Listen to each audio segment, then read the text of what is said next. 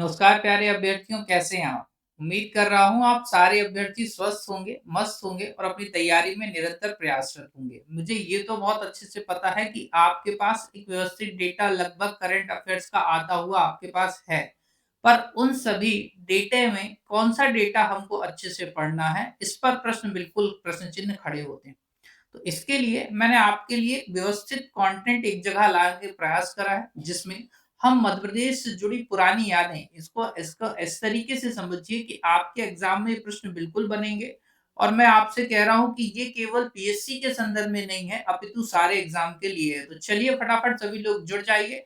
हम बिना समय गवाए अपने आज के इस सेशन की शुरुआत करते हैं। मैं फिर से बोल रहा हूँ, आपको ऐसे एक बार कंटेंट को समझाया जाएगा जिसके बेसिस पे आप सारे कंटेंट को कंक्लूड कर पाएंगे और सारे रिजल्ट्स आपके सामने दिख जाएंगे। एंड ऑफ द सेशन तक बने रहना। तो चलिए जुड़ जाइए आज इस दिशा में। मध्य प्रदेश और भारत पुरानी यादें पार्ट 1। जल्दी से सभी लोग आ जाइए। क्लास नंबर 14 है मेरे प्यारे अभ्यर्थियों, और जो इम्पोर्टेंट डेटा है उसके संदर्भ में आज हम चर्चा कर रहे हैं। ठीक है, चलिए सभी लोग जुड़ जाइए। जब तक आप लोग जुड़ रहे हैं तब तक मैं इम्पोर्टेंट इन्फॉर्मेशन दे दे रहा हूँ। हाल ही में एक बुक मेरे द्वारा लॉन्च करी गई है मेरे प्यारे अभ्यर्थियों। इस बुक में ये पहला प्रयास है। इस बुक को नाम दिया गया है ब्लैक बुक, और इसके पहले इस बुक को लॉन्च किया जा चुका था, परंतु किसी कारणवश ये लास्ट ईयर फाइनल रूप में प्रस्तुत नहीं हुई थी, या कुछ बंदिशें थी। जैसे हम दूसरों के यहाँ पढ़ाते हैं तो उसकी वजह से हमें जो है ये सारी चीज़ों को दिक्कत आती है पब्लिश करने में। पर इस बार अपन पूरी फुल फ्लेज फॉर्म में है और स्वतंत्र रूप में है। इसके आधार पर ये बुक रिलीज़ हुई और इस सभी के लिए मैं आप सभी का धन्यवाद देता हूँ, और इस आधार पे हम शुरू करते हैं हमारे आज के सेशन की। चलिए सभी लोग जुड़ गए हैं, तो सभी को राधे राधे है, सभी को नमस्कार है और सभी का हृदय से स्वागत है। तो अब मैं आपको सबसे पहले पुरानी यादें के पार्ट 1, परंतु जो हमने एमपी की इकोनॉमी की ब्लैक बुक बनाई है उसका पार्ट 2 से मैं स्टार्ट कर रहा हूँ, और इसी बहाने आप इस बुक की झलकियां भी देखें कि कैसी हैं। चलिए सबसे पहले यदि मैं आपसे बात करता हूं तो नगरीय विकास की बात होती है। किसकी बात होती है? नगरीय विकास। मतलब कहीं ना कहीं अर्बन डेवलपमेंट पर हम डिस्कशन कर रहे हैं। अर्बन डेवलपमेंट के अंतर्गत लास्ट ईयर मध्य प्रदेश में बहुत कुछ हुआ, जिसमें ये बात बताई गई कि 2011-12 की जो जनगणना है, 11 की जनगणना है, उसके अनुसार मध्य प्रदेश के सबसे ज्यादा शहरीगत राज्यों में यदि देखें मध्य प्रदेश को, तो मध्य प्रदेश यहाँ पर 19वें नंबर पर था। कौन से नंबर पे? तो कोई अच्छी रैंकिंग तो मैं नहीं मानता। और इसी के साथ जब स्टैटिस्टिक्स पे चर्चा करी जाए तो ऐसा मान के चलिए कि लगभग जो है 28% आबादी जो है हमारे यहाँ शहरी थी। कितनी आबादी शहरी थी? 28%। तो आपसे पूछे मध्य प्रदेश में नगरीकरण का स्तर कितना है, तो आपका आंसर होना चाहिए 28%। या पूछ ले मध्य प्रदेश में जो ग्रामीण आबादी है वो कितनी परसेंट है, तो आपका आंसर होना चाहिए 72%, 72%। इसका मतलब अधिकांश लोग गांवड़ी हैं, ऐसे समझ लीजिए आप, और सब गांव वाले हैं। और मैं इसलिए कहता हूं कि इंदौर एक बड़ा गांव है। इंदौर कैसा गांव है? बड़ा गांव है। चलिए अब इनमें से भी कौन-कौन से मतलब जो जिले हैं वो सर्वाधिक नगरीकृत हैं, तो सबसे पहले आपको नाम याद रखना है इंदौर का। इंदौर के बाद आता है भोपाल, भोपाल के बाद आता है ग्वालियर। तो ये टॉप 3 एक तरीके से डिस्ट्रिक्ट्स हैं जो सबसे ज़्यादा अर्बनाइज्ड हैं, ये सबसे ज़्यादा नगरीकृत हैं। इस तरीके से आप इनको समझ लेना यदि आपसे पूछे। लास्ट ईयर की यदि बात करें तो फरवरी 2023 में हमारे जो मामा जी हैं, मामा जी के द्वारा जो है ई बाइक एक कॉन्सेप्ट शुरू करा गया था, परियोजना शुरू करी गई थी, जिसके अंतर्गत यदि आपको भोपाल में घूमना है, आपके पास गाड़ी नहीं है, तो आप ई बाइक की सवारी के माध्यम से वहां पर घूम सकते हैं। तो इसको याद रखना। इंदौर नगर निगम ने खरगोन है बच्चों, यहाँ पर खरगोन करेंगे। इंदौर नगर निगम ने क्या है, खरगोन में 60 मेगावाट का एक सौर ऊर्जा संयंत्र स्थापित करा। ध्यान से सुनना, ये प्रश्न मुझे लग रहा है बहुत इंपॉर्टेंट है। तो बेसिकली ये सौर ऊर्जा संयंत्र के लिए इंदौर नगर निगम ने ग्रीन बॉन्ड जारी करे। ध्यान से सुनना, इस ग्रीन बॉन्ड को जारी करने वाला राज्य का पहला शहर बनता है आपका इंदौर। समझ गए बात को? ग्रीन बॉन्ड बेसिकली क्या होते हैं उसको समझ लीजिए। ग्रीन बॉन्ड जनता से धन उगाही के एक साधन होते हैं, जो प्राय पर्यावरणीय विकास या कहीं ना कहीं धारणीय विकास के प्रोजेक्ट में लगाए जाते हैं। जैसे हमने सौर ऊर्जा संयंत्र स्थापित करा, तो ये धारणीय विकास या पर्यावरणीय विकास का एक हिस्सा माना जाएगा।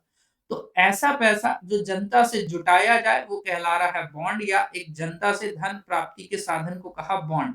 ग्रीन बॉन्ड का अर्थ यह है कि यह ग्रीन प्रोजेक्ट में लगाया जा रहा है, तो इस अनुरूप इसका आंसर आपको बन जाना चाहिए पूछे कहाँ पर जो है सौर ऊर्जा संयंत्र स्थापित हो रहा है, तो आंसर होगा खरगोन में। कौन स्थापित कर रहा है? इंदौर नगर निगम।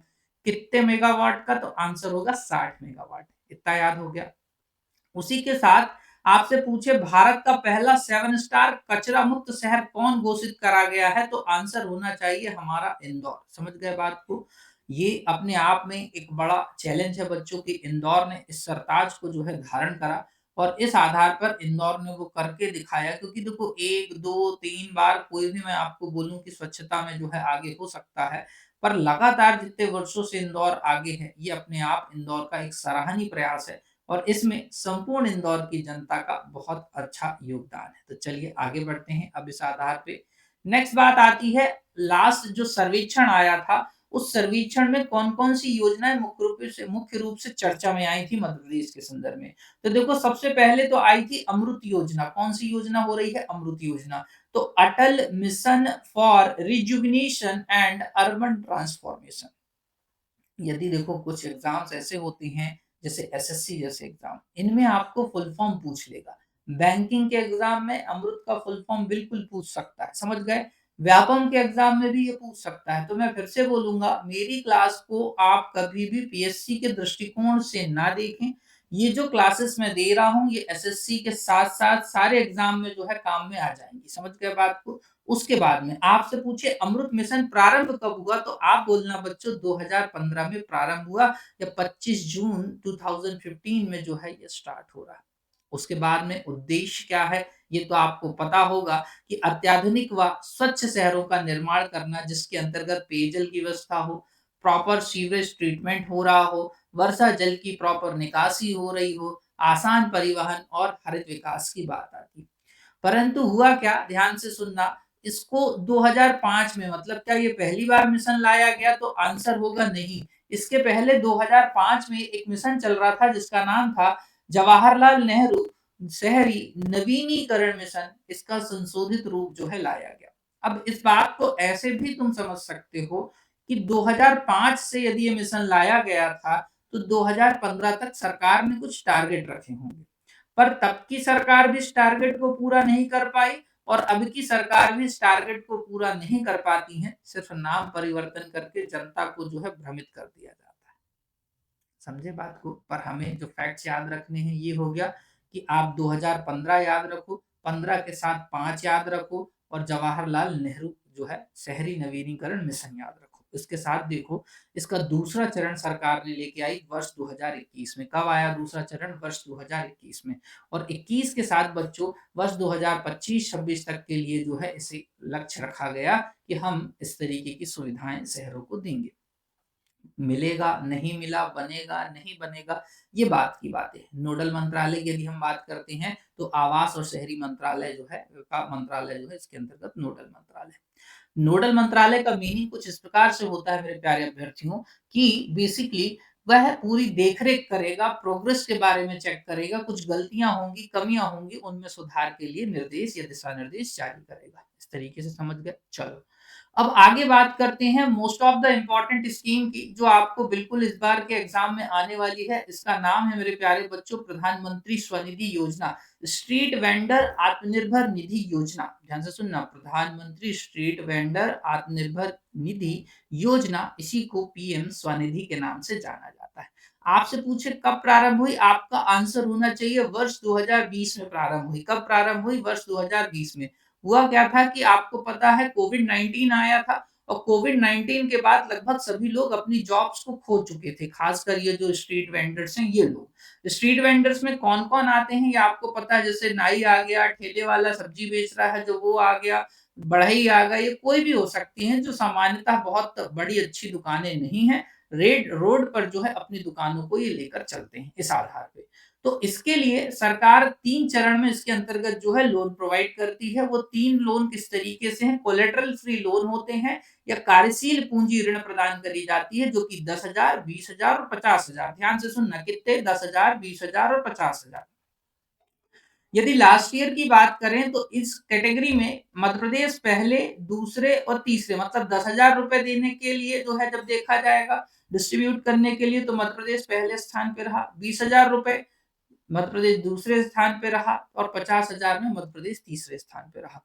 नवीनतम जो डेटा आया है उसमें भी इस योजना में ध्यान से सुनना, इस योजना के क्रियान्वयन में मध्य प्रदेश हमारा पहली रैंक पर ही है। समझ गए बात को? मध्य प्रदेश कौन सी रैंक पर है? फर्स्ट रैंक पर, मतलब जो नवीनतम डेटा आया है उसके अनुसार भी।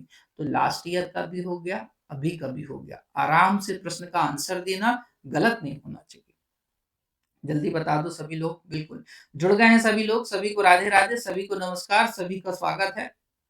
और बाद में आप मेरी इस क्लास को देख रहे हैं तो मैं आपसे यही कहूंगा कि क्लास को लाइक, शेयर और अपने मित्रों तक जो है जरूर पहुंचाएं। और यदि कुछ कमियां लग रही हैं आपको, उसके बारे में आप अपनी राय प्रकट कर सकते हैं। जय हिंद। हाँ बच्चों, सभी जुड़ गए हैं? ठीक, चलिए आगे बढ़ा जाए। हाँ, एक बार फटाफट कमेंट कर दो तो मैं आगे बढ़ जाता हूँ। ठीक, चलिए नेक्स्ट, लाडली लक्ष्मी योजना की बात हो रही है बच्चों। बेसिकली महिलाओं के जन्म या बच्चियों के जन्म के प्रति सकारात्मक दृष्टिकोण को अपनाने हेतु वर्ष 2007 में चूंकि लिंगानुपात क्या है, गिरते जा रहा था। लड़की जन्म को आज भी कहीं ना कहीं हमारे कुछ समाज में या कुछ लोगों में हीन भावना से देखा जाता है। पर इसी के प्रति सकारात्मक दृष्टिकोण लोग रखें, अर्थात बच्चियों को ना तो मारें, ना तो फेंकें, और ना ही जो है उनका जो है एक तरीके से गर्भपात करवाया जाए ऐसी महिलाओं का जिनमें जेंडर आइडेंटिफाई कर लिया जाता है। तो इस आधार पर इस योजना को वर्ष 2007 में या 1 अप्रैल 2007 में शुरू करा गया। समझ गए? आगे चलकर लाडली लक्ष्मी 2.2 जो है, इसको 2.0 जो है उसे शुरू करा गया वर्ष 2022 में। और मुख्य उद्देश्य देखो, इसके अंतर्गत जो है सकारात्मक सोच, लिंग सुधार, बालिका शिक्षा सुधार और स्वास्थ्य में सुधार आदि से संबंधित है। इसके अंतर्गत जो लाभार्थी जन्म लेते ही बालिका के नाम पर 1.43 लाख रुपीस का जो है आश्वासन प्रमाण पत्र दिया जाता है। पहले यह आश्वासन प्रमाण पत्र मेरे प्यारे बच्चों 1.18 लाख रुपीस का जो है दिया जाता था। अब इसी के साथ एक और प्रावधान ये भी जुड़ा है कि कॉलेज पढ़ने वाली मेधावी लड़कियों को 25,000 रुपए की जो है 2 समान किस्तों में स्कॉलरशिप दी जाएगी, मतलब 12.5 12.5 करके। क्लियर है? अब नोट देखो, कुछ यहाँ पर मैंने आपके लिए लिखा है कि इसके लिए लाभार्थी कौन-कौन होंगी। तो 1 जनवरी 2006 के पश्चात जन्मी बालिकाएं इसके अंतर्गत लाभार्थी होंगी। इतनी बात समझ गए? अब इसके साथ ये भी देखो कि अनाथ हो, दत्तक बालिकाएं भी इनमें जो है लाभार्थी हो सकेंगी। मतलब महिला बच्चियां जो हैं वो लगभग 2006 के बाद जो जन्मी हैं, उनको सभी को जो है इसके अंतर्गत लाभान्वित किया जा रहा है। इसके लाभार्थी माता-पिता आयकर दाता नहीं होना चाहिए, ये कंडीशंस हैं इसमें। और द्वितीय संतान के जन्म पर परिवार नियोजन जो है अपनाया जाना होगा इसके लिए, तब आपको इस बेनिफिट या इस योजना का जो है लाभ दिया जाएगा। तो कहीं न कहीं क्या होता है, कई बार लड़के की चाह में लोग जो है, लड़कियाँ होती जाती हैं और लोग जो है तब भी उनको यहाँ साइड में फेंकते जाते हैं। ये चीज़ें चलती रहती हैं। तो कई बार इसका विरोध भी होता है और इसका होना भी चाहिए विरोध। जिस तरीके से बेटियां, आपको ही पता है, पूरे संसार को चला रही हैं, उस प्रकार से यदि आपको ऐसी ही इनसे घृणा है तो बेहतर है आप इनको जो है आगे इस विषय में प्लानिंग ही ना करें। समझ गए बात को? चलो, तो लाडली लक्ष्मी योजना अब मैंने ये इस तरीके से क्यों बताई है, इसके पीछे मैं आपको एक रीजन बता दे रहा हूँ। पहली बात तो आपको यदि ये प्रश्न आएगा तो 100% बन जाएगा, इससे बाहर एग्जामिनर नहीं बनाएगा। ये तो हो गए सारे एग्जाम्स का ऑब्जेक्टिव। पर चूंकि मेरी क्लास को मेंस के अभ्यर्थी भी देखते हैं, किसके अभ्यर्थी देखते हैं? मेंस के अभ्यर्थी। तो मैं कहूंगा इतना लिखा है कि आप इसको छाप के आ जाना। एग्जामिनर पूरे के पूरे नंबर देगा, डबल एफर्ट्स नहीं लगाना है आपको मेरी क्लास में। प्री मेंस भी हो जाएगा, अदर्स एग्जाम के ऑब्जेक्टिव भी हो जाएंगे, व्यापम के जितने एग्जाम जिनमें इकोनॉमिक्स आ रहा है सब हो जाएगा। रिलैक्स रहें। नेक्स्ट, उसके बाद में लाडली बहना योजना के बारे में चर्चा हो रही है। तो ये योजना बड़ी चर्चा में भी है और लास्ट ईयर मैंने पढ़ाई भी थी, वो आई भी है। समझ गए बात को? 5 मार्च 2023 की बात करते हैं तो बच्चों बिल्कुल प्रारंभ हुई। अब पहले इसके अंतर्गत जो है 23 वर्ष रखा गया था, 23 से 60 वर्ष। अब इसके अंतर्गत कौन है? विवाहित महिलाएं होनी चाहिए, या विधवा हो, या तलाकशुदा हो, या परित्यक्ता महिला, इनको इसमें अंतर्गत शामिल करा गया। मतलब जिनका विवाह नहीं है उनको इसके अंतर्गत शामिल नहीं करा गया, ये भी आपको याद रखना है। उसके साथ में उद्देश्य क्या है? महिलाओं के सशक्तिकरण से संबंधित एक महत्वपूर्ण योजना है। बिल्कुल सही बात है। ग्रामीण परिवेश में जब आप रहते हैं तो ग्रामीण परिवेश में आप एक बात को बड़े अच्छे से जानते होंगे मेरे प्यारे बच्चों। ठीक है ना? 1 सेकंड मुझे दीजिएगा। तो ग्रामीण परिवेश में जब हम बात करते हैं मेरे प्यारे अभ्यर्थियों, तो ग्रामीण परिवेश में कई बार महिलाएँ जो हैं छोटी-छोटी ज़रूरतों के लिए अपने जो ख़ासकर जो पति हैं या जो भी आप कहें, उन पर डिपेंडेंसी उनकी ज़्यादा होती है। क्या ज़्यादा होती है उनकी? डिपेंडेंसी ज़्यादा होती है। तो इस डिपेंडेंसी को कम करने, उसी के साथ-साथ महिलाओं को आर्थिक स्वतंत्रता प्रदान करने के उद्देश्य से इस स्कीम को जो है शुरू करा गया था। इतनी बात क्लियर है आपको? और अब इसमें जो है पहले ध्यान से सुनना, पहले इसमें ₹1000 प्रतिमाह देने का प्रावधान करा गया था, परंतु अक्टूबर 2023 से ध्यान से सुनना कब से? अक्टूबर 2023 से ₹1250 प्रतिमाह दिए जाने लगे। हालाँकि एक चैलेंजिंग बात ये भी मैं आपको बता दूँ कि जिस आधार पर अक्टूबर के महीने के आस-पास इसको 5 मार्च पर जब शुरू करी गई थी क्योंकि सरकार की मंशा वोट बैंक की नीति थी, उसके कारण सरकार को वोट बैंक तो मिले, पर जब से नवनियुक्त जो सरकार आई है चयनित होकर मतलब लगभग दिसंबर 2023 से, तब से किसी भी नई लाभार्थी को इस योजना के तहत जोड़ा नहीं गया। चाहो तो पूछ लो। समझ गए बात को? सरकार की मंशा पूरी हो गई, सरकार ने अपनी मंशा पूरी कर ली, पर सरकार इस योजना के तहत नई लाभार्थियों को नहीं जोड़ रही है। जो भी महिलाएँ इस क्लास को देख रही हैं, ईमानदारी से कमेंट करके बता दो कि क्या मैं झूठ बोल रहा हूँ। सही है? अब देखो इसके लाभार्थी सदस्यों की पारिवारिक आय जो है 2.5 लाख रुपए प्रतिमाह से कम होनी चाहिए और कोई सदस्य आयकर दाता ना हो तो ही लाभ मिल सकता है। अब इसी के आधार पर देखो यहाँ लिखा है जनगणना 2011 के अनुसार शीर्ष लिंगानुपात वाले जिले कौन से हैं? ये प्रश्न आपको बिल्कुल बनेगा इस बार, समझना मेरी बात को। बड़े अच्छे प्रश्न हैं और बड़ा अच्छा संकलन करके देता हूँ ताकि आप एक बार पढ़ें, अच्छा पढ़ लें। तो शीर्ष लिंगानुपात वाले जिले कौन हो गए? बालाघाट जिसमें लिंगानुपात 1000 पुरुषों की तुलना में 1021 है मतलब 21 महिलाएं ज्यादा हैं या सर्वाधिक लिंगानुपात वाला जिला पूछे तो आंसर दे देना बालाघाट। दूसरे नंबर पर अलीराजपुर आता है जहां पर 1011 महिलाएं हैं और तीसरे नंबर पर आता है हमारा मंडला। समझ गए बात को? तो इसकी एक ट्रिक है जो कि मैं आपको आगामी दूसरी क्लास में दूंगा जिस पर मैं सारी चर्चा करूंगा इस जनगणना से संबंधित। उस क्लास को आप लोग जरूर देखेंगे। एक ट्रिक में सारी चीजें इनको मैं याद करवाऊंगा आपको।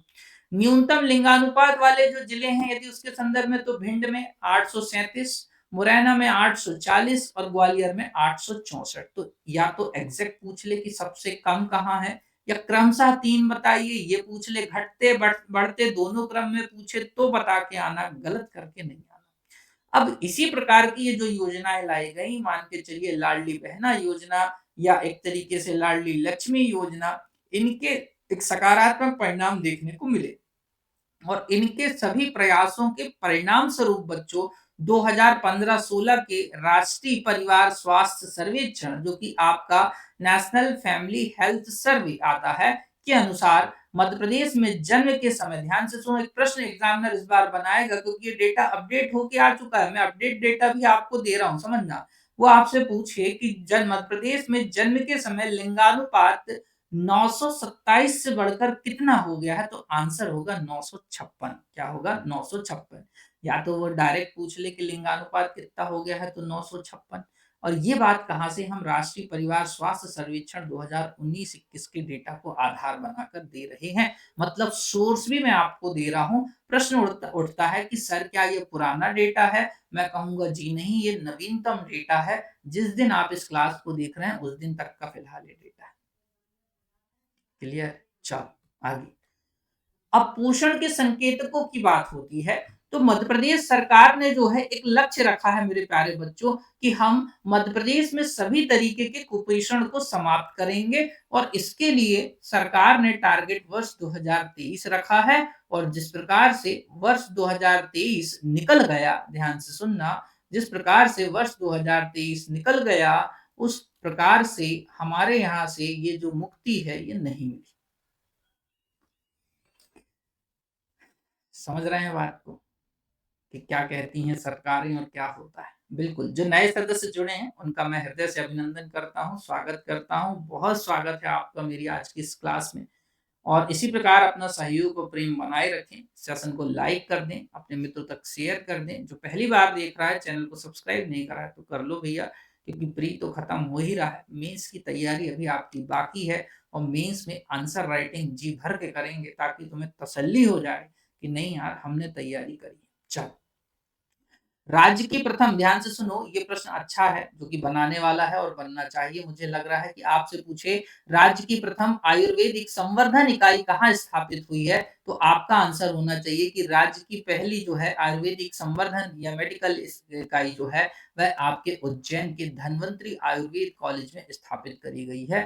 फर्स्ट रेफरल यूनिट जो है वो आपके उज्जैन में स्थापित हो रही है। अब दो प्रश्न यहाँ से एक दूसरे को क्रॉस करते हुए मिलते मतलब बनते हुए आपको दिख जाएंगे। एक पहला पूछ ले कि राज्य का पहला आयुर्वेद मेडिकल कॉलेज और अस्पताल कहाँ पर है, तो आप बोल देना धन्वंतरी आयुर्वेद कॉलेज उज्जैन में। देखिए, और रेफरल यूनिट कहाँ तैयार करी गई है, तो वो भी उज्जैन में करी गई है। तो दोनों प्रश्नों के आंसर बेहतर से दे देना बन जाएगा।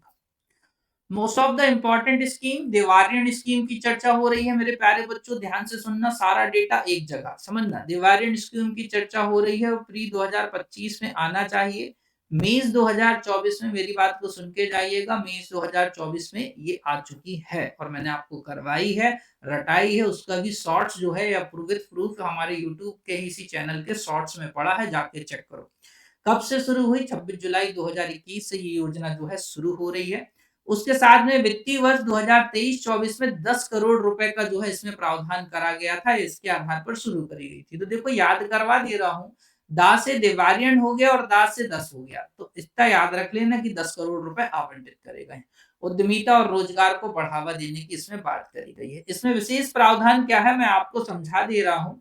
इसमें प्रावधान कुछ इस तरीके से है बच्चों कि जो जनजातीय आबादी वाले लोग रहते हैं, जनजातीय क्षेत्रों में जो लोग निवास करते हैं, उनके पास मुख्यतः, ध्यान से सुनना, जड़ी बूटी या इत्यादि जो जंगल से प्राप्त जो भी एक उत्पाद होते हैं, उन उत्पादों के आधार पर वे अपनी आजीविका का सृजन करते हैं।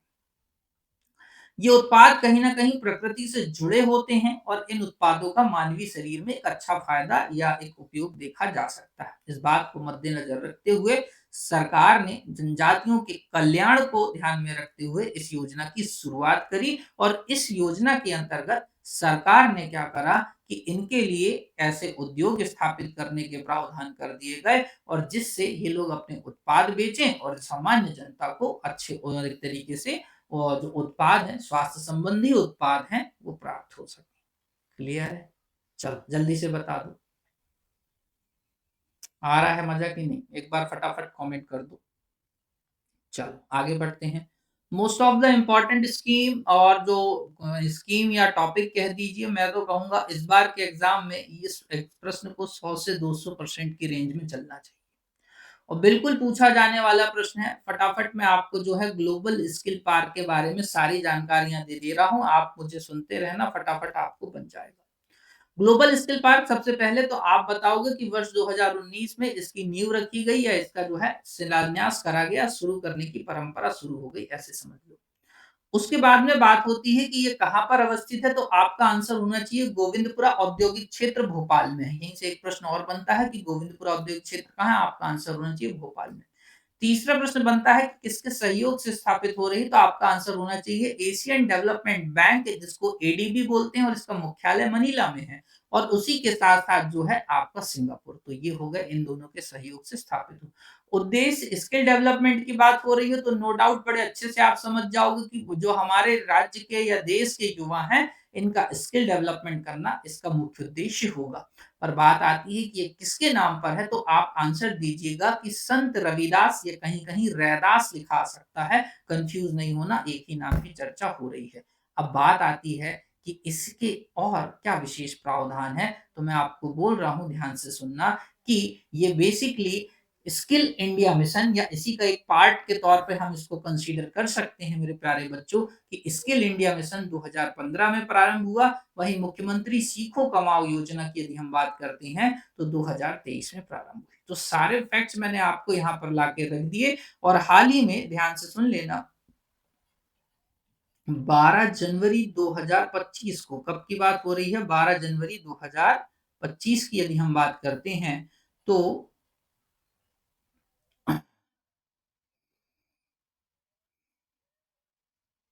ठीक है।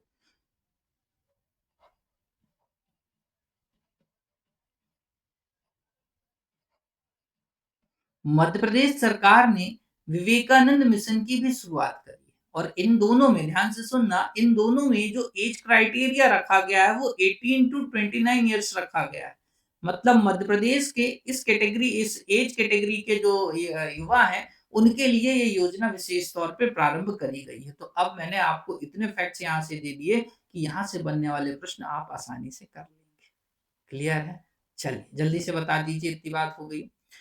एक और इम्पोर्टेंट क्वेश्चन, फटाफट इसका भी आंसर लेके जाइए। ये बिल्कुल 200% प्री के साथ साथ सारे एग्जाम में बोल रहा हूँ, ध्यान से सुनना। एसएससी की बात कर लोगे, एसएससी के साथ यदि मैं आपसे बोलूं व्यापम, व्यापम के जितने एग्जाम हैं अभी होने वाले हैं, उन सब में ये 100% आने वाला प्रश्न है। समझ गए बात को? उसके साथ में एनडीए में भी चर्चाएं होती हैं, ऐसा नहीं है इन एग्जामों, इन प्रश्नों की। रेलवे का प्रश्न यदि आ रहा है, रेलवे का एग्जाम हो रहा है, तो रेलवे में भी ये प्रश्न आपको मिलेगा। अब ध्यान से सुनो, पेशा का अर्थ यदि आपसे पूछे तो सबसे पहले आप बोलोगे panchayat extension to schedule area. PESA का अर्थ क्या बोलोगे? Panchayat extension to schedule area. उसके बाद में 1995 में गठित भूरिया समिति, आपसे पूछे कि किस समिति की सिफारिश पर पेशा एक्ट लागू हो रहा है, आप बोलोगे 1995 में गठित भूरिया समिति की सिफारिश पर 24 दिसंबर 1996 को संपूर्ण भारत में लागू हो रहा है पेशा एक्ट। समझ गए बात को? अब इसमें प्रावधान क्या है, ध्यान से सुनो। यह संविधान के भाग 9, ध्यान से सुनना, संविधान का भाग 9 कब जुड़ा था? तो इसके लिए संविधान के अंतर्गत लाया गया था 73वां संविधान संशोधन, ध्यान से सुनना, 73वां संविधान संशोधन अधिनियम, अधिनियम 1992। 73वां संविधान संशोधन अधिनियम 1992 के अंतर्गत अनुसूचित क्षेत्रों में सुशासन अर्थात पंचायत व्यवस्था को लागू करने से संबंधित है। तो ये बात हो गई आपकी। उद्देश्य आदिवासी बाहुल्य क्षेत्रों में स्वशासन को सशक्त बनाना। समझ गए बात को? स्वशासन को क्या बनाना? सशक्त बनाना। और मध्य प्रदेश, ध्यान से सुनिए, अब बनने वाला प्रश्न ये रहा आपका कि मध्य प्रदेश में पेशा एक्ट कब लागू हो रहा है, तो आपको आंसर देना चाहिए 15 नवंबर 2022 को। मध्य प्रदेश में पेशा अधिनियम 15 नवंबर 2022 को प्रारंभ हुआ और शहडोल जिले से इसको लागू करने के लिए जो आई थी वो हमारी राष्ट्रपति द्रौपदी मुर्मू थी। कौन थी? द्रौपदी मुर्मू थी। इस तरीके से याद रखना। अब बात होती है कि मध्य प्रदेश पेशा अधिनियम को लागू करने वाला कौन सा राज्य है, ये आपको डायरेक्ट एग्जामिनर प्रश्न बनाएगा। तो आप बोलना सातवां राज्य। कौन सा राज्य है? सातवां। वहीं बात करें तो लगभग 83 जो है 85 विकास खंडों में मध्य प्रदेश के यह लागू हुआ है। वहीं अन्य बात करें तो भारत के कुल 7 राज्यों में ये लागू। ध्यान से सुनना, भारत के कुल 7 राज्यों में सातवां कौन सा हो गया? आपका मध्य प्रदेश। बाकी अन्य 6 राज्य कौन कौन से हैं? तो आपको बताना है महाराष्ट्र, फिर बताना है राजस्थान, फिर बताना है आंध्र प्रदेश, फिर तेलंगाना, गुजरात और हिमाचल प्रदेश। क्लियर है? सारे फैक्ट्स एक जगह लाके रख दिए हैं, अच्छे से पढ़ लेना। इसकी एक ट्रिक है, आप कमेंट बॉक्स में कमेंट फटाफट कर दो तो मैं ट्रिक आपको बता दूंगा, और नहीं तो फिर आप कर लेना। चलिए जल्दी कमेंट करिए, जब तक मैं आपको जानकारी दे दे रहा हूँ मेरे प्यारे बच्चों। कुछ 4-5 बैच मेरे द्वारा आपके लिए लागू लॉन्च करे गए हैं, और इन बैचों में सबसे अच्छा बैच में यदि आपसे बोलूंगा तो कॉम्बो बैच है। कॉम्बो बैच जो है आपको एक तो ईएमआई में उपलब्ध है, आपको मेरे हैंड रिटन ओरिजिनल नोट्स मिल रहे हैं, हिस्ट्री, इकोनॉमिक्स, उसी के साथ उद्यमिता की मेंस की आंसर राइटिंग में इस पे ऑलरेडी स्टार्ट कर चुका हूँ, इस बात को याद रखना। और बच्चों को आगामी जो मेंस देंगे अर्थात 2025 का भी जो मेंस देंगे, उनके लिए ये भी कोर्स रामबाण की तरह सिद्ध होने वाला है। और यदि आपको लगता है कि नहीं हम कॉम्बो बैच में नहीं, क्योंकि कुछ बच्चों का हिस्ट्री पढ़ा जा चुका होता है, पर मैं आपसे फिर से बोलूंगा कि हिस्ट्री के लिए एक बार आप मेरे ओरिजिनल नोट्स को चेक कर लो, प्लेलिस्ट में पड़े हुए हैं डेमो वीडियोस, और आपको अच्छा लगता है तो बिना देर करे जुड़ जाना जैसा ही फ्री हो जाए। और यदि फिर लगता है कि नहीं हमने अच्छे से कर रखा है, तो फिर आप, मैं कहूंगा, इंडिविजुअल इकोनॉमिक्स में एक बार सेवा देने का मुझे मौका जरूर प्रदान करें। यकीनन आपको इकोनॉमिक्स अच्छी लगेगी, इसके लिए मैं हर संभव प्रयास करता हूँ। और इकोनॉमिक्स के साथ साथ नया जुड़ा सब्जेक्ट है उद्यमिता, जो वैसे भी हमारा एक बैकग्राउंड वाला सब्जेक्ट है, जिसके लिए हम आपको बहुत अच्छी खासी मदद कर सकते हैं। तो ये हो गया। और ये लक्ष्य भेजने वाला जो है, इसको आप चाहें तो बिल्कुल आसानी से कर सकते हैं, इसमें समस्या कुछ नहीं है। इसमें फायदा ये है बच्चों कि यदि आपको लग रहा है कि यार मेरी तैयारी अच्छे से नहीं हुई है, तो मैं कहूंगा इस कोर्स को ज्वाइन कर लो, आपको फायदा हो जाएगा। कोर्स परचेज करने में दिक्कत आ रही है तो हमारे मोबाइल नंबर्स हैं, उन पर आप कांटेक्ट कर सकते हैं। ईमेल आईडी के साथ साथ व्हाट्सएप नंबर, सब मैं आपका सहयोग में करूंगा। अब मैं आपको इसकी ट्रिक बता दे रहा हूँ, उस ट्रिक को सुन के लिख लेना। ट्रिक का नाम है, महाराज अंधे थे तो हिमाचल में रात गुजारते थे। महाराज अंधे थे तो हिमाचल में रात गुजारते थे। ठीक है, लिख देता हूँ, चलो आपके काम आ जाएगी। जिससे जो बच्चा बाद में इस ट्रिक को देखेगा वो कहेगा तो कि नहीं यार, सर ने हमारे लिए कुछ मेहनत करी थी। समझ गए बात को? मैं क्या बोल रहा हूँ, महाराज, ध्यान से सुनिए। महाराज अंधे थे। महाराज कैसे थे? अंधे थे। ठीक है। तो हिमाचल में तो हिमाचल में रात गुजारते थे। क्लियर है? ये हो जाएगा आपका महाराष्ट्र, राज हो जाएगा आपका राजस्थान, अंधे हो जाएगा आपका आंध्र प्रदेश। उसके बाद यदि हम बात करेंगे तो हिमाचल, फिर यहाँ पर आप जो है गुजरात, और यहाँ पर जो है ते से करना तेलंगाना। ते से क्या करना? तेलंगाना। क्लियर है? इस तरीके से आपको आंसर बन जाना चाहिए।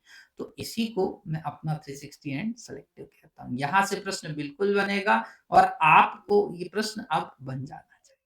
समझ गए बात को? चलिए आगे बढ़ें। बिल्कुल। अब साथियों, ये जो मैं अभी आपको मैंने डिटेल दी, उस डिटेल की सारी लिंक्स यहाँ पर हैं। यदि आपको लग रहा है इन कोर्सेज को आपको ज्वाइन करना है, इन लिंक पर क्लिक करके भी आप जुड़ सकते हैं। ये लिंक आपको हमारे टेलीग्राम चैनल पे डायरेक्ट मिल जाएंगी। इस क्लास को जब आप नीचे डिस्क्रिप्शन चेक करोगे, वहां पर भी ये लिंक आपको देखने को मिलती है। चलिए, अब मध्य प्रदेश आर्थिक सर्वेक्षण 2023-24 के अनुसार पहले मैं चर्चा कर रहा हूं, फिर आपको अभी की स्थिति भी बता दूंगा। समझ गए? ध्यान से सुनना।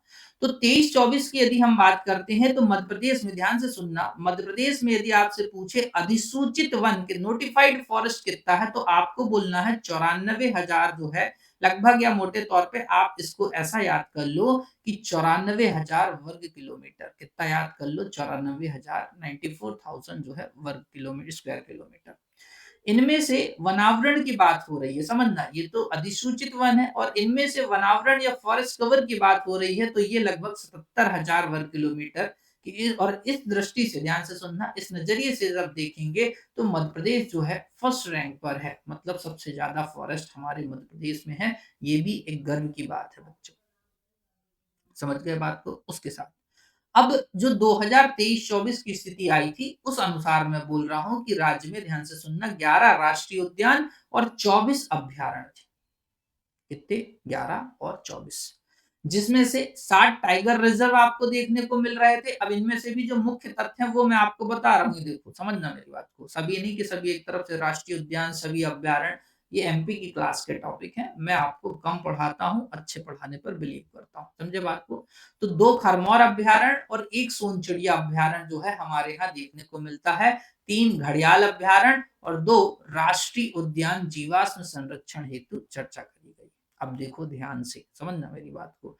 जबकि यहाँ पर मैंने लिख दिया है वर्तमान में राज्य में 8 टाइगर रिजर्व हैं। आप बोलोगे सर 9 हो गए हैं। एक जो है,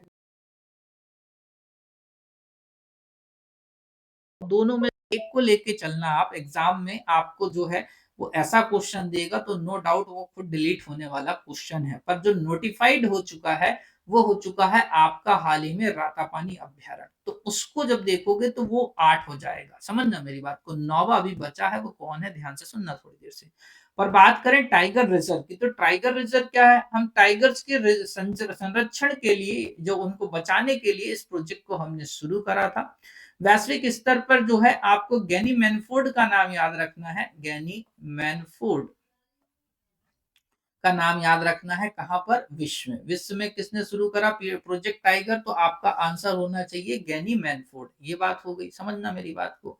कब शुरू हुआ? 1973 से शुरू हो रहा है प्रोजेक्ट टाइगर। कब से शुरू हो रहा है? 1973 से। भारत में कैलाश सांखिल्य का नाम आपको इसमें याद करके जोड़कर रखना है, तो कैलाश सांखिल कहाँ हो जाएंगे? भारत में। तो इस तरीके से ये हो गए फैक्ट आपके किसके? प्रोजेक्ट टाइगर से रिलेटेड। तो एक और प्रश्न बनाता है कि प्रोजेक्ट टाइगर में शामिल होने वाला मध्य प्रदेश का पहला राष्ट्रीय उद्यान क्या है? तो आपका आंसर होना चाहिए कान्हा किसली राष्ट्रीय उद्यान, जो कि कहां पर है? मंडला में। ये एमपी के पॉइंट ऑफ व्यू से भी इंपॉर्टेंट प्रश्न है, ध्यान से सुनना। बांधवगढ़ राष्ट्रीय उद्यान उमरिया में है, 1993 में प्रोजेक्ट टाइगर में शामिल हुआ। पेंच राष्ट्रीय उद्यान सिवनी छिंदवाड़ा में फैला है, 1992 में जो है शामिल हो रहा है। पन्ना राष्ट्रीय उद्यान 1994 पन्ना छतरपुर में फैला हुआ है। सतपुड़ा जो कि नर्मदापुरम के अंतर्गत आएगा, 1999 हो जाएगा। और संजय डोगरी जो कि सीधी और छत्तीसगढ़ में फैला है 2003 में। तो मतलब कौन से शामिल हैं, कहाँ कहाँ विस्तार है, कब प्रोजेक्ट टाइगर में शामिल हुए, ये मैंने आपको बता दिया। अभी तक ये 6 थे। इन 6 के लिए मैं एक ट्रिक यूज करता था, ध्यान से सुनना। इन 6 के लिए मैं एक ट्रिक यूज करता था। अब जल्दी से बोलो, ट्रिक बताऊं कि ना बताऊं? कमेंट करो जल्दी से, बताऊं कि नहीं बताऊं? जल्दी से आंसर दो। बिल्कुल ठीक, चलो आगे बढ़ा जाए। एक बार मुझे सारे, जब तक आप कमेंट करें मैं चेक कर ले रहा हूँ कहीं कोई दिक्कत तो नहीं है वॉइस और वीडियो को लेकर, क्योंकि बीच बीच में मुझे चेक करते रहना चाहिए। चलिए ठीक है, लगभग अभी तो सब ठीक लग रहा है मेरे प्यारे अभ्यर्थियों। और इस नजरिए से यदि हम देखते हैं तो ठीक है, थोड़ा सा स्पीड करना पड़ेगा बस मुझे, मैं समझ गया हूँ। चलिए बिल्कुल आगे बढ़ा जाए।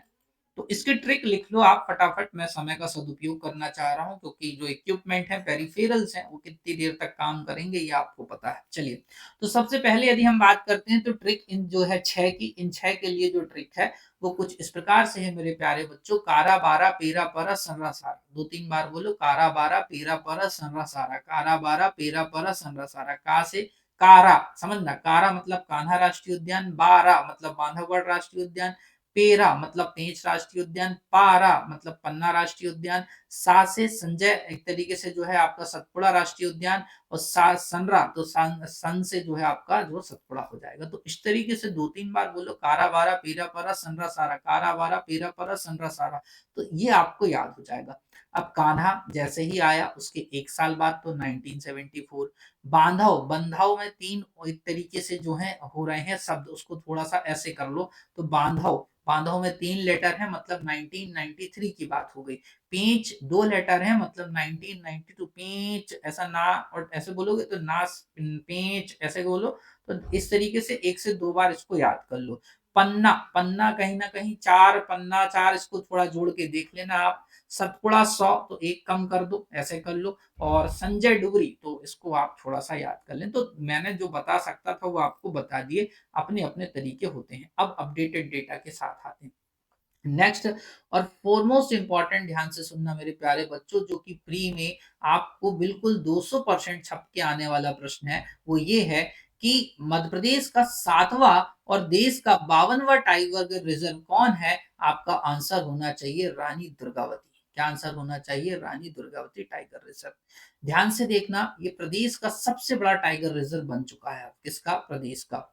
वहीं सागर, दमोह, नरसिंहपुर जिले में इसका जो है विस्तार देखने को मिलता है। तो एक प्रश्न ये हो गया कि कब, ये हो पूछ ले आपसे। दूसरा प्रश्न आपसे पूछ लेगा कि कहाँ कहाँ विस्तार है। तीसरा, इसके साथ कौन से नंबर की बात हो जाए। तो आपको सारे आंसर बन जाने चाहिए। उसके बाद में रातापानी टाइगर रिजर्व या doctor Vishnu Wakankar tiger reserve, ध्यान से सुनो, बिल्कुल रिसेंट का डेटा अपडेट करा है आपके लिए कि रातापानी टाइगर रिजर्व मध्य प्रदेश का 8वां टाइगर रिजर्व हो चुका है। परंतु माननीय मुख्यमंत्री के जो वक्तव्यों के अनुसार देखो, अब इनको ये लिखा है कि पुरातत्वविद विष्णु वाकड़कर के नाम से जो है इसका नाम होगा। मतलब रातापानी ना कहकर अब आप इसको विष्णु वाकणकर राष्ट्रीय उद्यान जो है कहेंगे। क्या बात क्लियर है आपको? तो प्रदेश का 8वां, और देखो दिसंबर 2024 से अधिसूचित कर दिया गया, नोटिफाइड कर दिया गया। दैट मीन्स 8वां तो ये हो गया। अब देखो इसी के साथ आपसे पूछे कि हाल ही में किसको करा गया, तो 1 दिसंबर 2024 को शिवपुरी जिले के माधव नेशनल टाइगर रिजर्व को जो है घोषित कर दिया गया था। हालांकि वन विभाग तरफ से अभी इसकी अधिसूचना आना बाकी है। जैसे ही अधिसूचना आएगी प्रदेश का नौवा हो जाएगा। तो इस प्रकार दोनों प्रश्न को अच्छे से समझना और फिर अपना आंसर उस दिन एग्जाम में टिक करना, ताकि आपको कोई गलत साबित ना करे। क्लियर है? माधव कहाँ पर हो गया आपका? शिवपुरी के अंतर्गत। ठीक है, जो नवीनतम है। हालांकि हुआ ये था, जब मैं आपको सिचुएशन बता रहा हूँ कि एक दिन पहले ये हुआ था, जबकि पर दूसरे दिन फटाफट जो है रातापानी को लेकर नोटिफिकेशन आ गया था। तो हमने अपना जो बता दिया, अब आप एग्जाम में थोड़ा सा अच्छे से टिक करके जाइएगा। नोट देखो, यहाँ पर मैंने और रिसेंट का डेटा डाल दिया है कि जो नवीनतम देखो 29 जुलाई, ध्यान से सुनना, 29 जुलाई को बाघ दिवस के रूप में मनाते हैं। आपसे पूछे बाघ दिवस कब मनाया जाता है, तो 29 हो, ये भी एक डे वाला एक प्रश्न आता है। तो इसके अनुसार मध्य प्रदेश में 785 बाघ अनुमानित हैं, जिस आधार पर मध्य प्रदेश सबसे ज्यादा बाघों वाला स्टेट भी है, और मध्य प्रदेश को बाघ स्टेट का जो है, टाइगर स्टेट का स्टेटस भी है। समझना मेरे पास, समझ गए? लेपर्ड हो गया, टाइगर हो गया, उसी के साथ साथ हृदय प्रदेश, उसी के साथ साथ अन्य कई नाम है हमारे मध्य प्रदेश के। गिद्ध स्टेट भी हमारे इसको जो है दर्जा मिल चुका है। तो बहुत सारे नाम है, जो कि भारत के कुल अनुमानित बाघों का लगभग देखिए 25% है। ये भी मैंने आपको बता दिया कि भारत में टोटल बाघ कितने हैं नवीनतम डेटा के अकॉर्डिंग, 3167 है। इसका मध्य प्रदेश में जो 785 है, ये 25% है। इसके पूर्व 2018 में आकलन किया गया था, तब हमारे यहाँ 526 बाघ। क्लियर है? इससे संबंधित एक डिटेल्ड क्लास मैंने आपको टारगेट बैच 2025 में दे रखी है। आप चाहें तो उस क्लास को भी देख सकते हैं। चलिए आगे बढ़ा जाए। अब दो खरमौर हमने अभ्यारण्य की बात करी थी बच्चों, तो अब मैं स्पीड अप कर रहा हूं, उनको देख लेना। नीमच के जीरन क्षेत्र में नया अभ्यारण्य प्रस्तावित है, पर दो कौन है? सैलाना जो कि रतलाम में है, और सरदारपुर जो कि आपके धार में।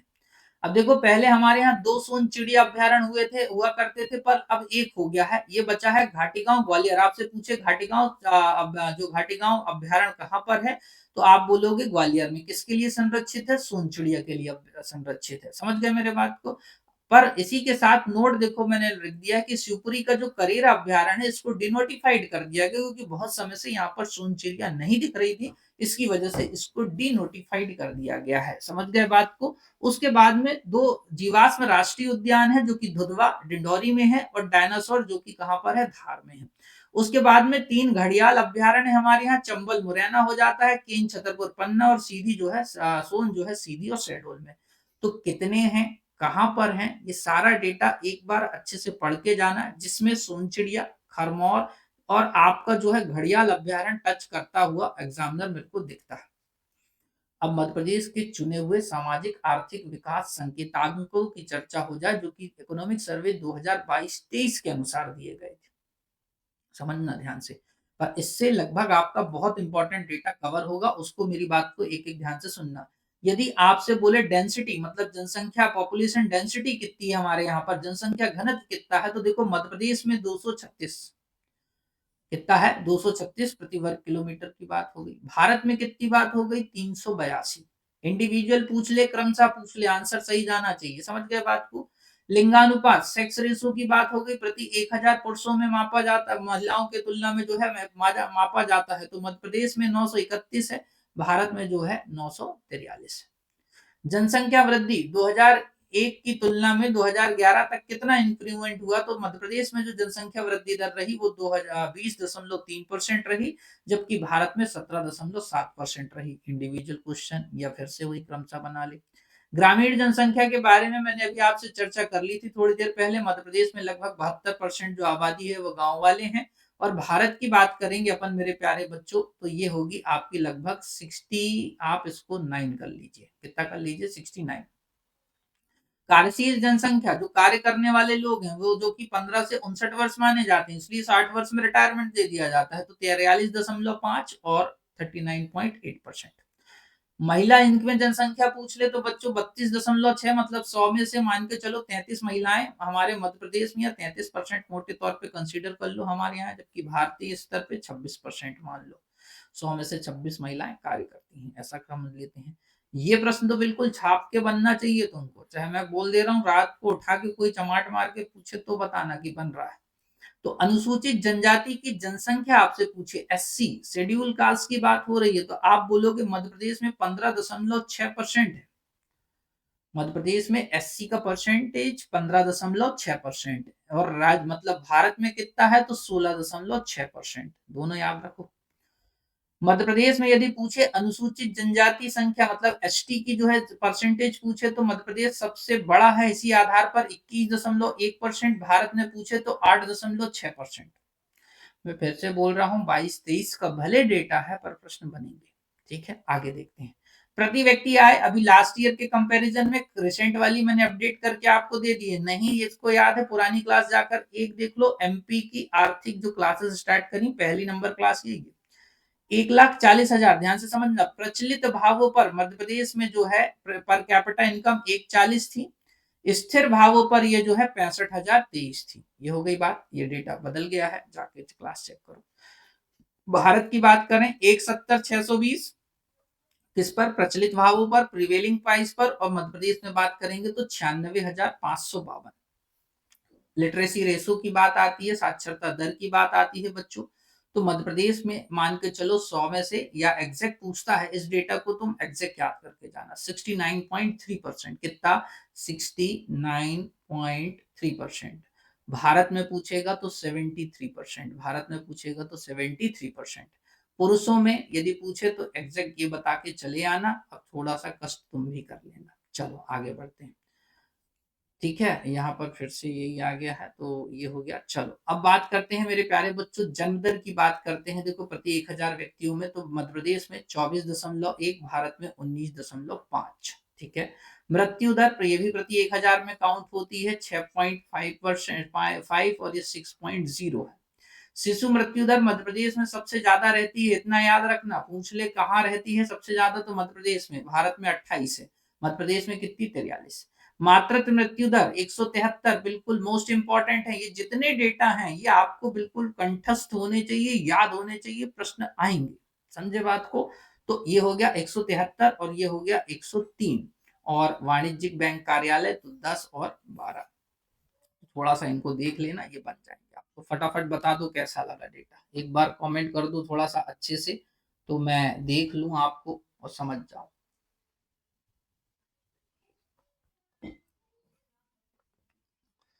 मैंने बोला है आपको कि ये क्लास ऐसी है कि यदि एक बार आप अच्छे से देख लें, इत्मीनान से देख लें, आगामी अप्रैल तक जितने भी एग्जाम होंगे उनमें से ये प्रश्न छप के आएंगे और आपको छप के बनने चाहिए, समझ गए। आगामी अप्रैल तक बोल दिया है मैंने, फिर से ध्यान से सुन के जाइएगा। चलिए आगे बढ़ते हैं बच्चों। उसके बाद बात होती है मध्य प्रदेश में रामसर साइट्स की, तो इसकी भी क्लास दे दी है पर फटाफट सुन लो। मध्य प्रदेश में रामसर साइट्स की संख्या हो गई है 5 वर्तमान में, समझ गए। 2 फरवरी 1971 को एक समझौता होता है जिसे रामसर समझौते के नाम से जाना जाता है। इसी आधार पर 2 फरवरी को विश्व आर्द्रभूमि दिवस मनाया जाता है। सारे फैक्ट्स रट लेना जैसे मैं आपको बताते जा रहा हूँ फटाफट। आर्द्रभूमियां वे भूमियां होती हैं जो सामान्यतः उथली होती हैं और यहाँ पर दलदली क्षेत्र पाया जाता है। रामसर कहाँ पर है, आप बोलोगे ईरान पर है। कहाँ पर है, ईरान पर है, समझ गए बात को। अब बात होती है कि तमिलनाडु में सबसे अधिक रामसर स्थल हैं जो कि लगभग 14 है। इसके बाद में उत्तर प्रदेश आता है जहां पर लगभग आपको 10 रामसर स्थल देखने को मिलते हैं। भारत की रामसर भूमियों में, भारत में यदि बात करें तो देखो 85 हो चुकी हैं पूरी ओवरऑल इंडिया में, जिसमें से सबसे बड़ा, देखना ध्यान से सुनना, सबसे बड़ा जो है भारत के संदर्भ में सुंदरवन आर्द्रभूमि जो कि पश्चिम बंगाल पर है, 4,230 वर्ग किलोमीटर पर फैली हुई है। रेणुका आर्द्रभूमि सबसे छोटी है भारत में जो कि हिमाचल प्रदेश में लगभग 0.2 जो है, सॉरी 0.2 जो है परसेंट वर्ग किलोमीटर आपको देखने को मिलती है। मध्य प्रदेश में यदि हम बात करते हैं मेरे प्यारे बच्चों, ध्यान से सुनना, सबसे पहली यदि आपसे पूछे, कौन सी पूछे, सबसे पहली आपसे पूछे तो आप बोलना 2002 में भोज वेटलैंड जो कि भोपाल में है, प्रदेश की पहली रामसर साइट है। उसी के साथ वर्ष 2000 2022 में ध्यान से सुनो, एक प्रश्न बनाएगा एग्जामिनर कि आपसे पूछे कि वर्ष 2022 में मध्य प्रदेश के कितने स्थल्स को रामसर साइट में शामिल करा गया? आपका आंसर होना चाहिए 3, जिसमें से 2 स्पेसिफिक इंदौर के थे, एक तो यशवंत सागर तालाब और दूसरी है सिरपुर झील। सिरपुर झील मध्य प्रदेश की सबसे छोटी रामसर साइट है, ये भी आपको याद रखना है। और उसी के साथ-साथ जो शिवपुरी का सांख्य सागर झील है, इसको भी शामिल करा गया था 2022 में। तो जब 2022 तक का डेटा आया था, तब के अनुसार मध्य प्रदेश और हिमाचल एक साथ छठे पायदान पर भारत में बने हुए थे। ये बात क्लियर है। तो मैंने आपको लेटेस्ट डेटा भी ऐड कर दिया है, ध्यान से सुनना मेरी बात को। अभी एक डेटा और बाकी है, वो भी मैं आपको बता रहा हूँ। पर रामसर साइट से इससे बाहर प्रश्न नहीं जाता, चाहे आप किसी भी एग्जाम में बैठ जाओ। साइंस के पॉइंट ऑफ व्यू से भी जोड़ दिया है, करंट पॉइंट ऑफ व्यू से भी जोड़ दिया, और एमपी के इकोनॉमी के पॉइंट ऑफ व्यू से तो मैं जोड़ के ही रखता हूँ। ठीक है, चलो जल्दी से फटाफट एक बार और थोड़ा सा आगे सब्र रखो, मजा आने वाला है। सारा डेटा यहाँ पर लगा हुआ है, इस चित्र को देख लेना। बड़ी अच्छी चित्र प्रक्रिया बनाते हैं कुछ लोग, और मुझे अच्छे लगते हैं ऐसे लोग। उनकी जो है ये मेहनत को कभी कभी मैं अपने इस पार्ट का हिस्सा बना लेता हूँ, और मैं इनकी सराहना करता हूँ। बहुत मेहनत करते हैं ये लोग भी, समझ गए बात को। तो सारा डेटा यहाँ पर रखा हुआ है। जैसे देखो, मध्य प्रदेश के अन्य नाम भोपाल 2002 में हुआ। निर्माण परमार राजा भोज के द्वारा करा गया। इस झील का निर्माण कोलन नदी पर जो है मिट्टी के बांध का निर्माण करा गया था, ये हो गया। सांग सागर शिवपुरी माधव राष्ट्रीय उद्यान के अंतर्गत महाराजा माधवराव सिंधिया ने 1918 में कराया गया था। अब कब जो मिला दर्जा, ये हो गया। राष्ट्रीय उद्यान जैव विविधता, तो ये हो गया यहाँ पर। अब देखो नवीनतम, ध्यान से सुनो, यहाँ पर इंदौर, यशवंत सागर, ये सब बने हुए हैं। इनको पढ़ के जाना, एक एक नजर तो देख लेना, समझ गया मेरे बात को। रिसेंट में जो जुड़ा है वो नर्मदापुरम का तवा जलाशय जुड़ा है। क्या जुड़ा है? तवा जलाशय, समझ गए मेरे बात को। तवा नदी पर निर्मित बांध से निर्मित है एक तरीके से। अब 2024 में जुड़ा, कब जुड़ा है? अगस्त 2024 में तवा जलाशय और सांग सागर झील के जुड़ने के साथ प्रदेश में अब रामसर साइट्स की संख्या हो गई है 5। कितनी हो गई है? 5। तो इस आधार पर आपसे पूछे मध्य प्रदेश में रामसर साइट्स की संख्या कितनी है, आपका आंसर होना चाहिए 5। क्या होना चाहिए? 5। ठीक है, एक सेकंड मुझे देख लो, मुझे लग रहा है मेरा कैमरा डिस्टर्ब तो नहीं हुआ है। बस एक सेकंड आपकी अनुमति चाहिए। आई थिंक सब ठीक है। हाँ ठीक है बच्चों, बिल्कुल। बहुत धन्यवाद आप सभी के प्रेम के लिए। आप इतना सहयोग करते हैं, साथ में रहते हैं, और बड़े अच्छे से क्लास को सुनते हैं। बाद में भी कभी क्लास को देख रहे हो तो कमेंट करके जल्दी बता देना कि कैसा लग रहा है। चलो और कुछ फटाफट फैक्ट्स की बात कर लेते हैं। अब इसी के साथ 2024 में 10 और रामसर स्थल भारत में शामिल करे गए थे। ये भारत का डेटा है। जैसे अंग समुद्रम पक्षी राष्ट्रीय जो संरक्षण रिजर्व है वो कर्नाटक में है। अध नासिनी मोहाना कर्नाटक के अंतर्गत है। मगदी मगदी केरे संरक्षण रिजर्व कर्नाटक में है। कराईवेटी पक्षी अभ्यारण्य तमिलनाडु में है। लांगवुड सोला रिजर्व तमिलनाडु में है। नागी पक्षी अभ्यारण्य जो कि बिहार के अंतर्गत आता है। नकटी पक्षी अभ्यारण्य जो कि बिहार के अंतर्गत आता है।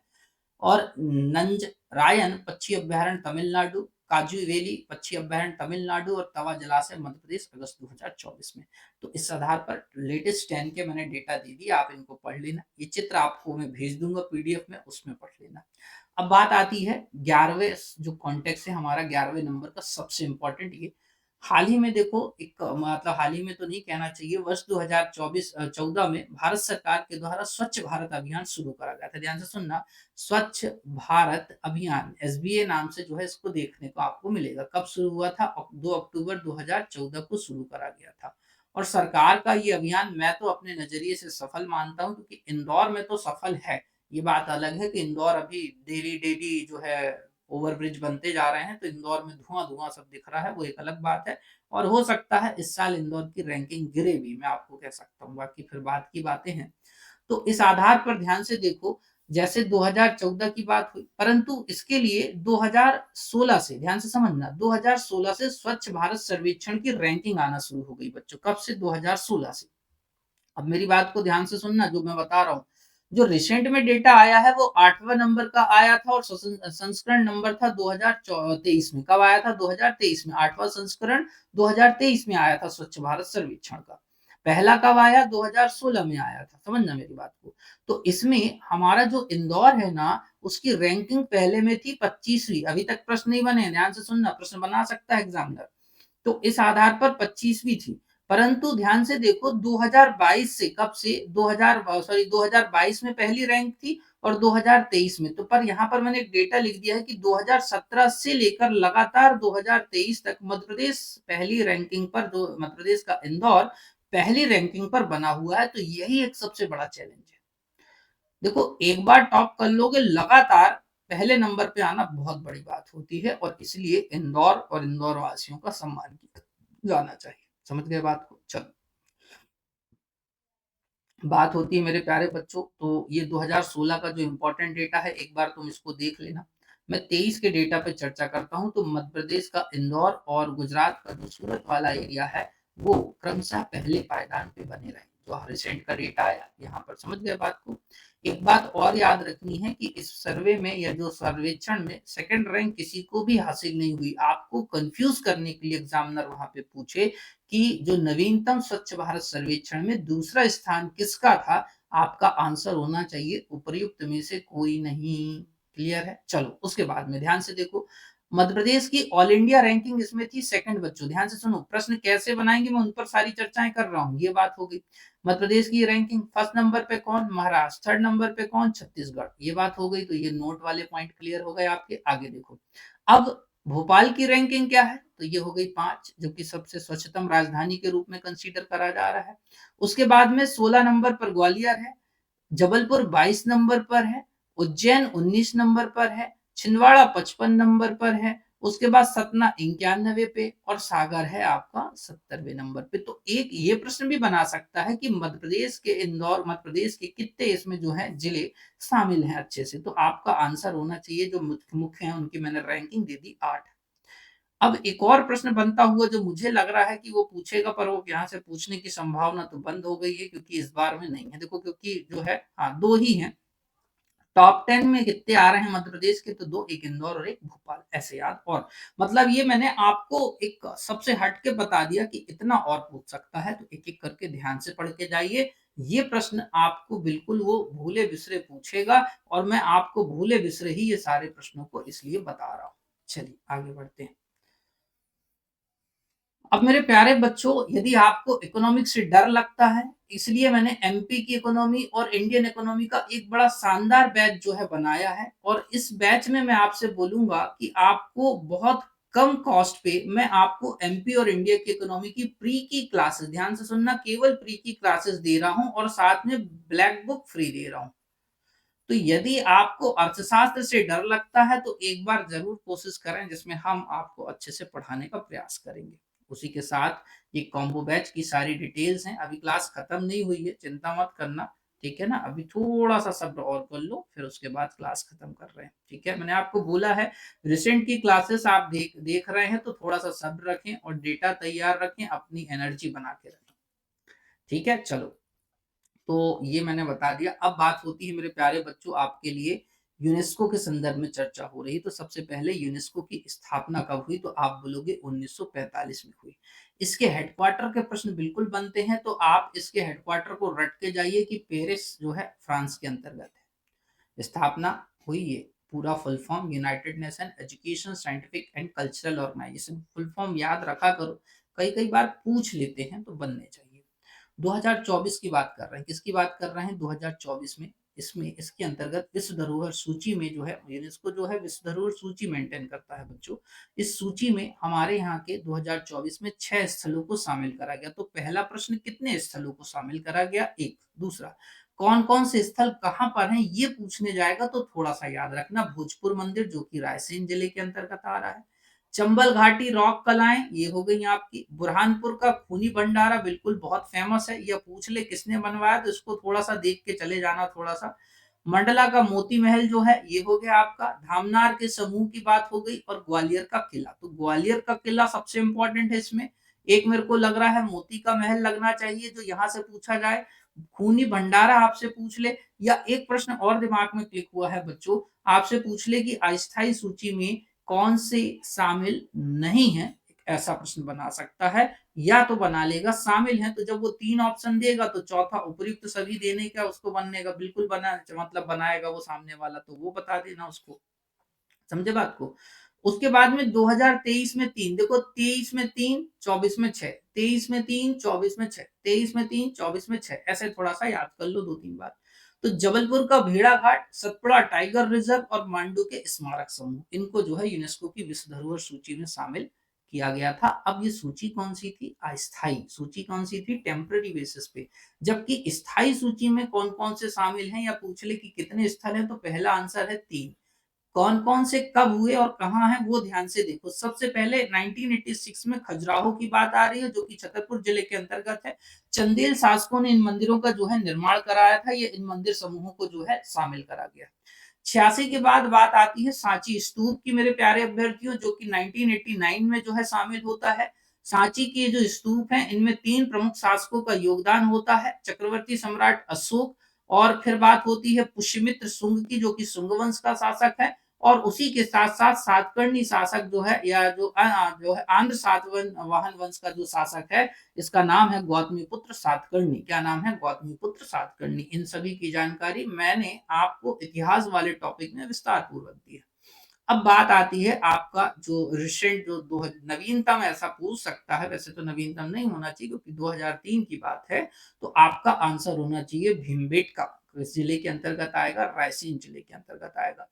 एक और जो मुझे लगता है जो प्रश्न बनाना चाहिए यहाँ से एग्जामिनर को, कि रायसेन जिले के अंतर्गत जो है यूनेस्को की विश्व धरोहर सूची में या स्थायी सूची में कितने स्थल शामिल हैं, तो आंसर दीजिएगा 2। ठीक है, तो रायसेन जिले में पुरापाषाणिक आवासीय स्थल है, और इसकी खोज किसने करी थी यदि पूछ ले। देखो प्रश्न को हर संदर्भ में जोड़ के रखा है मैंने, अब आपको बन जाना चाहिए, पूछ ले खोज किसने करी तो आप बता देना। विष्णु श्रीधर वाकणकर, उन्हीं के बारे में मैंने अभी आपसे चर्चा करी थी कि जो रातापानी अभ्यारण्य है, कौन सा अभ्यारण्य है? रातापानी अभ्यारण्य, समझ गए? रातापानी अभ्यारण्य। ठीक है, हाल ही में 8वां टाइगर रिजर्व बना, कौन सा? 8वां। ठीक है, 8वां तो इन्हीं के नाम पर है। किसके नाम पर है? इन्हीं के नाम पर है। और एक और प्रश्न जो आपको याद रखना है, कि एक प्रश्न इस तरीके से भी पूछेगा कि मध्य प्रदेश के जो टाइगर रिजर्व है, ध्यान से सुनना, उसमें एकमात्र अभ्यारण्य कौन सा है?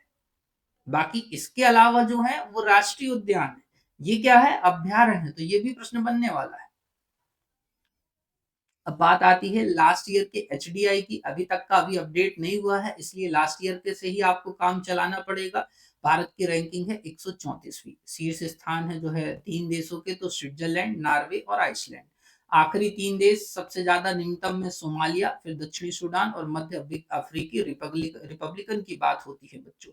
जीवन प्रत्याशा मतलब लोग जिंदा कितने रहेंगे, कितने सालों तक रहेंगे, तो लगभग 67 साल आयु मानी जाती है। शिक्षा के अपेक्षित वर्ष जो है 12.6, मतलब लगभग 12 साल कोई विद्यार्थी हमारे यहाँ पढ़ रहा है। और जीएनआई मतलब पर कैपिटा इनकम मोटे तौर पे कितनी है, तो $6,951। समझ गए? इस आधार पर मध्य प्रदेश में निम्न मानव विकास पाया जाता है, नहीं मध्यम। मध्य प्रदेश में कैसा मानव विकास पाया जाता है? मध्यम मानव विकास। ये बात क्लियर रख लोगे। ये डेटा मैंने आपको दे दिया है, एमसीक्यू वाली क्लास में भी है। चलो नेक्स्ट प्रश्न की बात होती है। एक और इंपॉर्टेंट प्रश्न एमएसपी की बात होती है बच्चों, न्यूनतम समर्थन मूल्य की बात होती है। देखो मध्य प्रदेश सरकार गेहूं में न्यूनतम समर्थन मूल्य जो है दे रही है, जो कि भारत सरकार के साथ 125 रुपए का बोनस भी दिया जा रहा है। तो देखो भारत सरकार लास्ट ईयर जो दे रही थी, वो दे रही थी 2275 रुपए प्रति क्विंटल पर गेहूं पर दे रही थी, जिसमें मध्य प्रदेश सरकार 125 रुपए का बोनस दे रही थी। इस आधार पर मध्य प्रदेश के किसानों को जो है 2400 रुपए प्राप्त हो रहे थे। हाल ही का डेटा देखो मैंने डाल दिया है यहाँ पर। भारत सरकार द्वारा 2025-26 के लिए गेहूं का न्यूनतम समर्थन मूल्य जो है 2425 रुपए है, घोषित किया गया है, जो गत वर्ष से 150 रुपए अधिक है। तो इसमें जोड़ के देख लेना। क्लियर है? चलो लास्ट और ध्यान से सुनो, इसके बाद हम क्लास को एंड करेंगे। साइबर तहसील की बात हो रही है बच्चों। किसकी बात हो रही है? साइबर तहसील की। तो देश में पहली बार रेवेन्यू केस मैनेजमेंट के तहत इसे शुरू करा गया। दैट मीन्स क्या हो रहा है, इस बात को समझना कि जो केस पेंडिंग रहते हैं खासकर राजस्व विभाग के, उनका त्वरित समाधान के लिए इसको शुरू करा गया है साइबर तहसील, जिसके अंतर्गत अब नामांतरण की प्रक्रिया जो है सरल हो गई है। पहले क्या होता था, नामांतरण की प्रक्रिया को इतना जटिल बना के रखा गया था कि लोग कई बार नामांतरण के नाम से ही जो है कांप जाते थे। या भ्रष्टाचार इतना फैला है कि आप कह नहीं सकते। समझे बात को? तो प्रदेश में पहली बार पायलट प्रोजेक्ट जो है सीहोर और दतिया में पायलट प्रोजेक्ट के तहत शुरू करा गया। तो पहला प्रश्न ये कि कब शुरू करा गया, तो आप बोल देना ये कि कहाँ से, तो आप बोलना सीहोर और दतिया से पायलट प्रोजेक्ट के तौर पे शुरू करा गया। अब उसके बाद 29 फरवरी 2024 को प्रदेश के सभी जिलों पर प्रधानमंत्री मोदी ने इसे जो है लागू कर दिया।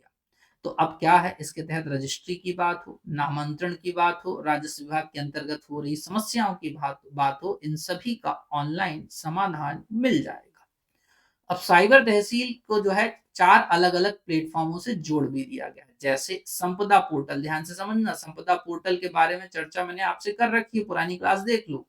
भू अभिलेख पोर्टल, उसी के साथ-साथ smart application for revenue application. आपसे एक प्रश्न पूछा जाना चाहिए कि सारा का फुल फॉर्म क्या है? तो आप बोलोगे सारा जो है smart application for revenue application. समझ गए बात को? हाँ, किसी की लड़की मत सोच लेना। रेवेन्यू केस मैनेजमेंट पोर्टल जो है और आपको याद रख लेना। तो इस प्रकार मेरे प्यारे अभ्यर्थियों, मैंने आपके लिए वो सारी क्लास दे दी। ये देखो यहाँ पर जो आपके प्रधानमंत्री आए थे तब का मैंने पीआईबी का डेटा, मध्य प्रदेश के कहाँ से रेवेन्यू केस मैंने साइबर तहसील शुरू हुई, ये सारा डेटा जो है मैंने आपको दे दिया है। और ये आपको ध्यान में रखना होगा कि इस तरीके से जो कहीं ना कहीं पहली बार ये व्यवस्था पूरे देश में शुरू हो रही है, तो ये भी आपको याद रखना, पूछ ले कि देश में पहली बार जो है मध्य प्रदेश द्वारा रेवेन्यू केस मैनेजमेंट के तहत साइबर तहसील की व्यवस्था शुरू हो रही है। तो कहाँ से हो रही है? मध्य प्रदेश से हो रही है। देश में पहली बार मध्य प्रदेश से। समझे बात को? ऐसे। तो कब से? 29 फरवरी 2024 से संपूर्ण मध्य प्रदेश में लागू हो गई है। पायलट प्रोजेक्ट में 2 आते हैं, सीहोर और दतिया। तो आई होप आपको सेशन अच्छा लगा होगा। पुरानी यादें मध्य प्रदेश और भारत के संदर्भ में कैसी लगी ये क्लास, इसमें अपना रिव्यू जरूर दें। अपने मित्रों तक इस क्लास को शेयर करें। चैनल को सब्सक्राइब नहीं करा है तो कर लीजिए। आई होप आपको एक अच्छा डेटा मिल गया है। मैं मिलूंगा किसी नेक्स्ट क्लास में, तब तक अपना ख्याल रखें। जय हिंद, जय भारत, और बहुत धन्यवाद साथियों आप सभी का हमारे आज की इस क्लास में जुड़ने के लिए। नमस्कार।